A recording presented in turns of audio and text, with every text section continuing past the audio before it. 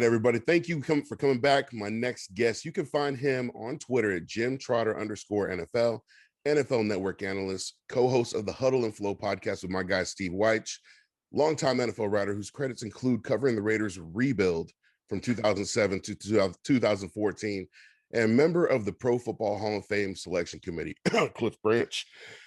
Mr. Jim Trotter. Jim, how you doing, brother? I'm good, man. You preaching to the choir on Cliff. It's Yeah. unfortunate that he can't get traction. But I always say it's not the Jim Trotter Hall of Fame, it's Pro Football Hall of Fame. So unfortunately I only have one vote. No doubt, no doubt. We need to storm Canton when we're out there this August for Charles and Coach. So yeah, no, Cliff. Yeah, I remember, man. I grew up. The first pro football game I ever went to was a Raiders game back at the Coliseum.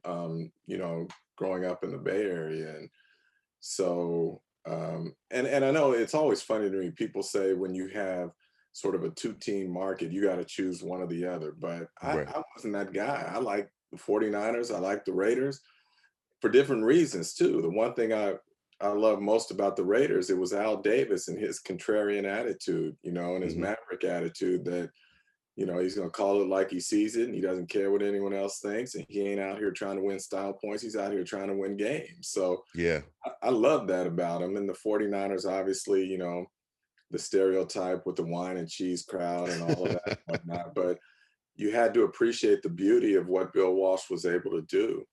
no doubt.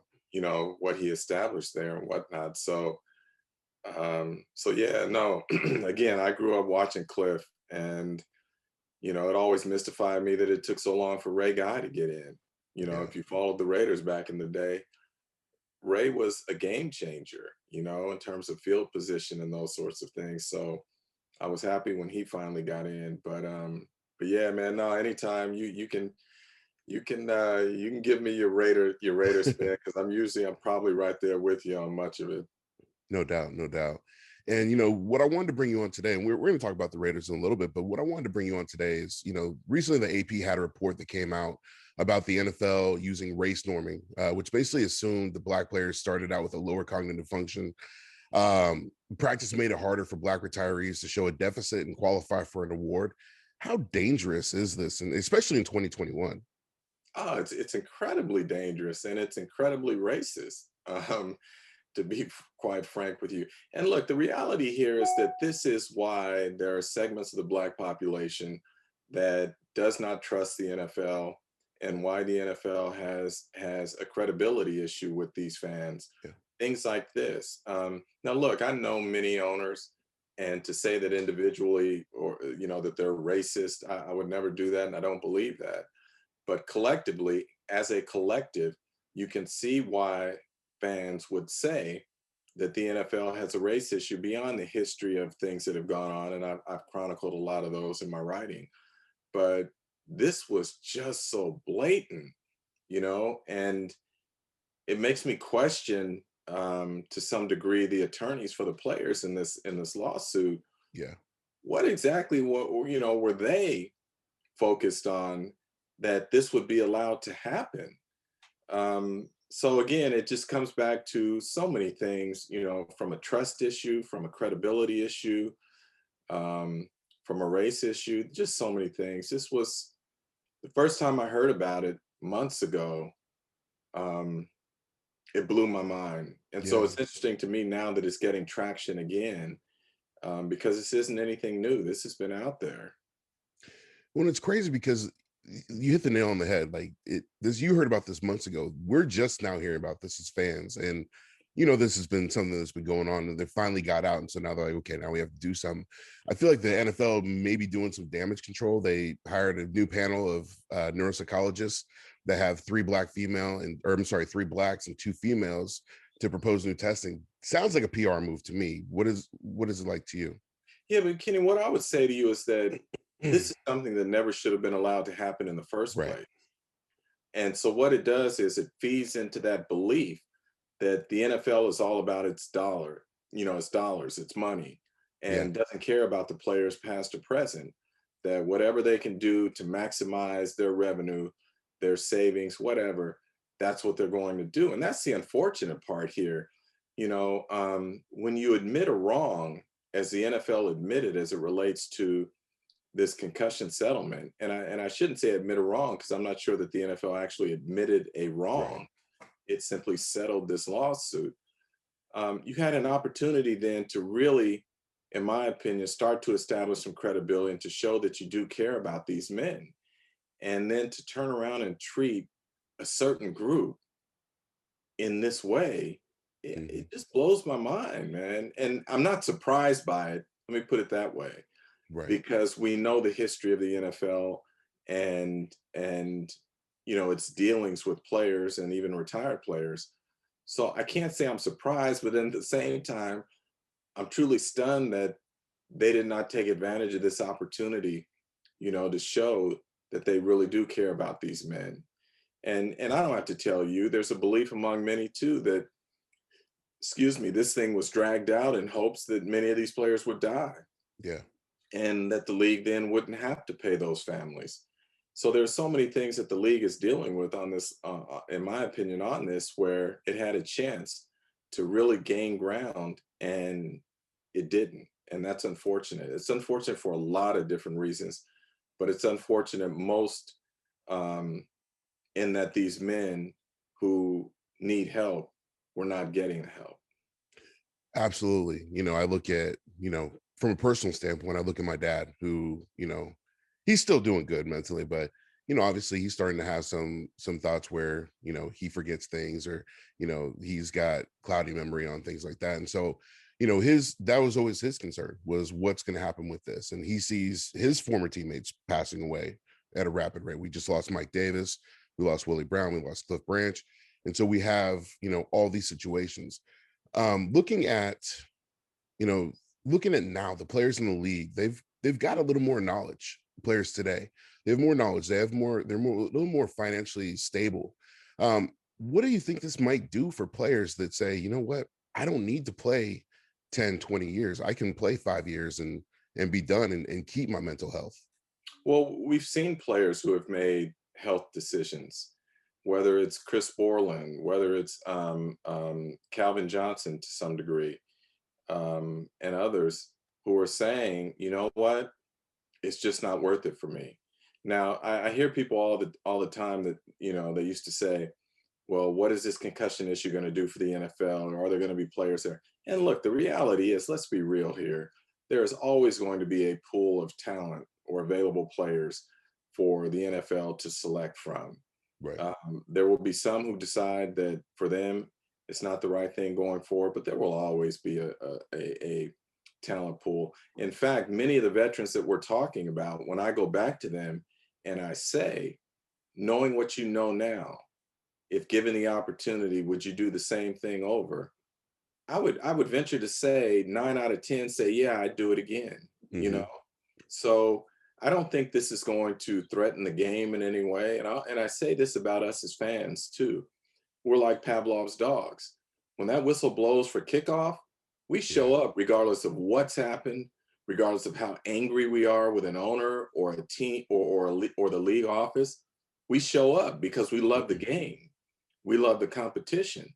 And to me, to some degree, this is where the NFL has to be careful in understanding that this game is not what it is necessarily because of anything that the league is doing. It is successful because fans love the competition, they love the game. Mhm. And I think whenever you start to lose sight of that, if you lose sight of that, that's where the danger comes in. But there will always be a pool of talent for the league to draw from. And I don't think that today's players, even though they have that sort of knowledge, you'll have some who walk away, they get what they want from the game and say it's enough. And then you'll have others who will play until the wheels come off, so to speak. Yeah.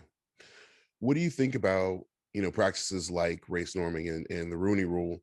How does that Sickening. affect players? It's Right. sickening, man. It's sickening. Look, Yeah. I just did a piece on the Eugene Chung situation where he Yeah. claims that he was interviewing for a job and they told him he's not the right minority group. And so rather than just react emotionally, I called an expert in the diversity and inclusion field and asked her about it.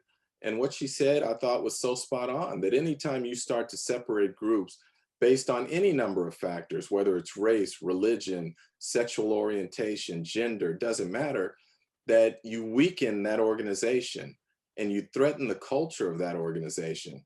And so for me, when you have things like race norming, or when you have what we've obviously seen where Black coaches are not being given Yeah.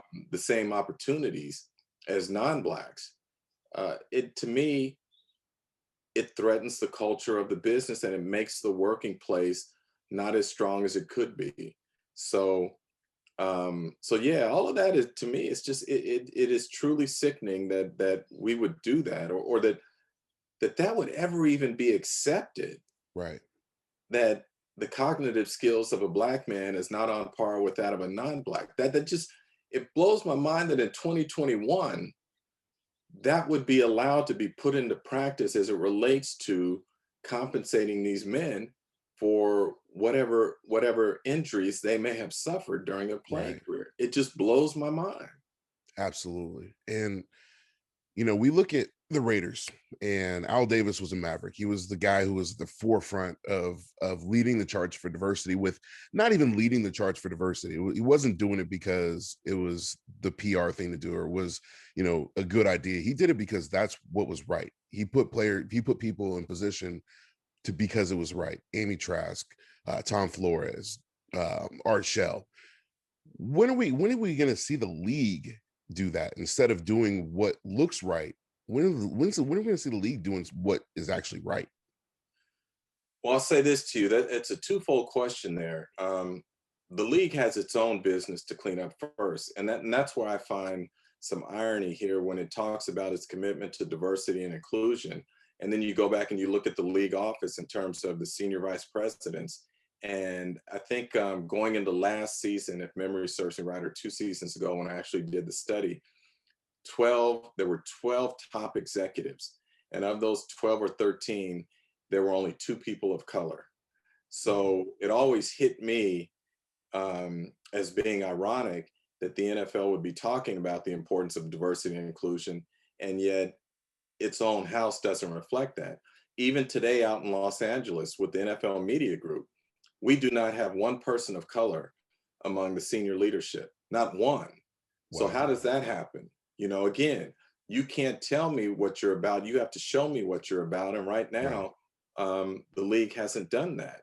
So from my standpoint, there is a lot of work to be done on the NFL side before it can gain credibility with fan bases, and particularly with the minority segment of its fan bases. And that's why I always say, you shouldn't really comment on others until you get your business in order. Yes. And there's work to be done with the NFL without question. I totally agree. Now, putting that aside, pivoting over back to the Raiders, you put out a really well done piece on the Raiders a couple of weeks ago, and I had the opportunity to talk to your co-host Steve Weich about it. But I wanted to kind of get your takes on it. Some fans obviously got upset. Typical Raider Nation gets upset about anything, but I think at the end of the day, it was spot on. Winning cures all, and there haven't been a lot of cures with the Raiders in the past 18 years. Looking at the Raiders today, what are your expectations in a crucial season? Look, I think the issue for me with them is what we've seen under Gruden, particularly the last 2 years, is that they've gotten out of the gates quickly, and they have faltered from mid-November on. They've had a losing record each of his 3 seasons from November on. That's a problem. They have to figure out what's going on there and why that's happening. Beyond that, for me, I just had an issue when Jon came in, and basically, to put it in political terms, it was like, and I'm not saying in any way that Jon Gruden was Trump, but it was like Trump coming in following Obama and said, I'm getting rid of everything Obama did, whether it was good or not. And that's the sense I got with Jon when he came in. He said, I'm getting rid of everything that Reggie McKenzie did, whether it was good or not. And they tore down a team that just 2 years earlier had been in the playoffs. So it couldn't have been that bad. And that's sort of my issue. And then you look at the personnel moves that they've made, particularly in free agency. the rumor is the Raiders have had cash flow issues, particularly before moving to Vegas. Well, they just burned a lot of cash on guys who didn't do anything and who didn't even stick around beyond 2 Yeah. years. I mean, to me, that's mismanagement. Um, in the draft, they've gotten some good players, but where are the impact players? That's what you have to make a difference in this league. Right.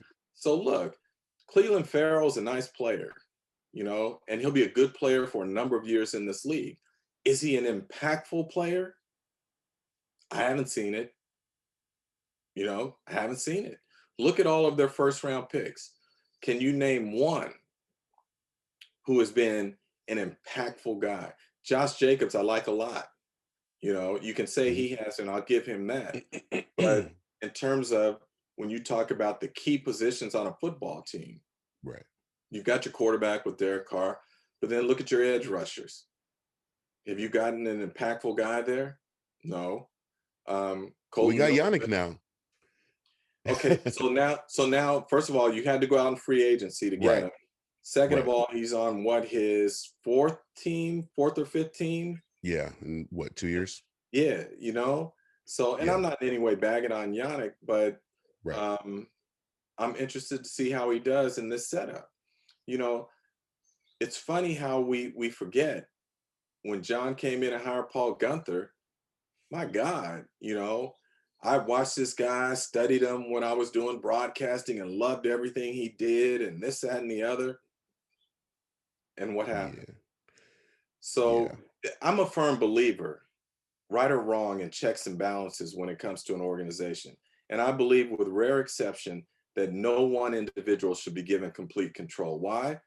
Because there are times when personalities get involved, when egos get involved, when emotions get involved, and sometimes you become impulsive. And I think that you need buffers and you need checks and balances, and you don't have that with the Raiders. And to me, that's one of the flaws. If you go back and look at Gruden's success, he always had a buffer. Whether when it was in Oakland, where you had Bruce Allen and Al Davis, or whether it was down in Tampa, where you had Rich McKay, there was always a buffer. There's no buffer now. Yeah, I think that is, it's a slippery slope when you give a guy $100 million, and you can hire a GM and say, yeah, this is the general manager. But at the end of the day, we know that Jon Gruden is the one calling all the shots. When you get paid $100 million, you're not getting that money for nothing. So I'm right there with you. I think that, one of my biggest gripes was that Paul Gunther stayed on too long. And one of the things that I maintain is that I think the KC win in week 5 last year kind of solidified his staying for a couple more weeks, but all it did was just put a blanket over what he was doing. And I think that, hopefully, I look at it as, Gus Bradley comes in, he can change some things on the defense. Offensively, I think this team is good to go, but defensively, I think there's some major issues. So I'm curious to see how the O-line is going to hold up. Yeah, with these young guys, I really am. And look, I get it. You let a Rodney Hudson go, Gabe Jackson, Trent Brown, all of that. I get it, but we tend to forget sometimes that for every good veteran you have, a young guy comes behind him at some point and has to play. So right. I'm almost willing to give them the benefit of the doubt there, but I'm just saying, you better be right. Yeah. Yeah. I'll give you the benefit of the doubt on that, but you better be right. Right, because we saw what happened when the offensive line wasn't that good, and so, obviously the hope is that they're good, and we want to give them the benefit of the doubt. But you're right. I think that we have to look at the track record, and with one winning season in 18 years, you kind of have to navigate through that, where it's, how do you come back from that? How do you fix that? Hopefully fans in the stadium will bring some of that Raider mystique back to Vegas. But it's yet to be determined. One in Jim, 18. Who'd have thought you'd ever say that about the Raiders, man? Because remember back in the day when you would pick up that media guide and on the back cover, commitment to excellence, right? Team of the decades, et cetera, most winningest football team. Yeah, it's like in professional sports. They were talking about professional sports, not just football. And it's like, man, to see where the organization is today, and I shouldn't say just today, as you say, I'm saying over the last 18 years, it just blows my mind. And I said this in my column, and I believe this for all the Raider Nation fans who want to hate on me and whatnot. It is a better league when the Raiders are good. No doubt. I believe that. I want them to be good, you know, but you can't ignore what's in front of you and the history that's in front of you. No doubt. No doubt. Now, Jim, I don't want to take up too much of your time. So before I let you go, I a little bird told me that you're not a big rap guy. Steve. And so Oh no, here's what it is. See, it gets it's funny, you know, it gets kind of misrepresented. It's not that I'm not a big rap guy. It's that my musical genre of preference is I'm an old school guy. I grew up on Motown. So okay. I love Motown. I love ballads, R&B, all of that. And I like rap. But if you're asking me to choose one or the other, I'm gonna choose, you know, what I grew up on. The other thing is, and look, I'm gonna be 100% candid here with you. A lot of times, I can't follow along quickly enough to even know what the lyrics are with some rap. You know, it's like, wait, what are they talking about? And I'm not gonna generalize here and say that, you know, like some people want to do and say it's all the, you know, the profanity and I don't want to repeat all the stuff on here, but Right. you probably it's a family show. But you know, some of the stuff that's said on there and what they're rapping about in terms of their sexual prowess and this sort of thing. I'm like, Right. hey, come on. I just want to, you know, the greatest album of all time I go back to me is Marvin Gaye and What's Going On. And Yeah. he was singing about something of social consequence rather than how many women he was bedding or this sort of thing, you know. So does that make me, you know, the grandfather type and the old get off my lawn guy and whatnot? Probably, but I'm okay with it, you know. So what you got? What do you have on the playlist? What when you're getting out, when you're getting in the car, what's top 10 on the playlist? Bro, I'm gonna blow your mind. My iPod is so eclectic. I mean, I've got R&B, I've got rock, I've got country, um, I've got gospel, I've got everything. So it just depends on what my mood is that day. To be frank with you, Yeah. there are times I jump in the car, man, I'm feeling good. I'm upbeat. I want something with a little higher tempo there. And then there are other times, man, I turn on the piano bar, you know, and I just want to hear, you know, something from the, you know, the a trio or a quartet from, you know, that smoky jazz room. It just depends on my mood. It's all there. And it would blow people's mind. I think yesterday I was coming from the golf range or something, and I had James Taylor on, you know? So who's gonna think when I open the door and music's playing that they're gonna hear James Taylor, you know, coming Right. out. So it's everything, man. I Everything. heard that. I heard that. Well, before I let you go, is there anything you want to leave the listeners with? Any advice, any anecdotes you want to leave anybody with? I'm gonna say something. I'm gonna be off topic for a minute, but all I would say to your listeners, man, just be kind to people. You know, in Yeah. this day and age, we're all on edge, including me. And you know, I wrote about something recently that kind of I felt bad about because I was on edge and it prejudged someone. But I'm just saying, man, be kind to people. You know, we don't have to agree on everything, but it doesn't mean that we have to disrespect each other. And even the fans, you know, throwing bottles, spitting on players, Man. throwing popcorn on them. Come on, now. It's a game. It's a Yeah. game, you know, and never forget that. Never put it out of context. So I would say just be, you know, just be kind to each other. No doubt. I think that's a good way to leave it off. But everybody, you can follow him on Twitter at Jim Trotter _NFL. Check out the Huddle and Flow podcast. They have some amazing content. Jim and Steve put out some amazing content. They've got great guests out there. And you can see him on NFL Network. Jim is out there doing everything. I see him all over the place. Great follow, great dude. Jim, I appreciate you coming on. I'd love to have you on again sometime. No, bro, I appreciate you having me. I'm just give me the word, I'll be here. No doubt. You have a great weekend, Jim. I appreciate you, and we'll talk to you soon. All right, brother. You be well.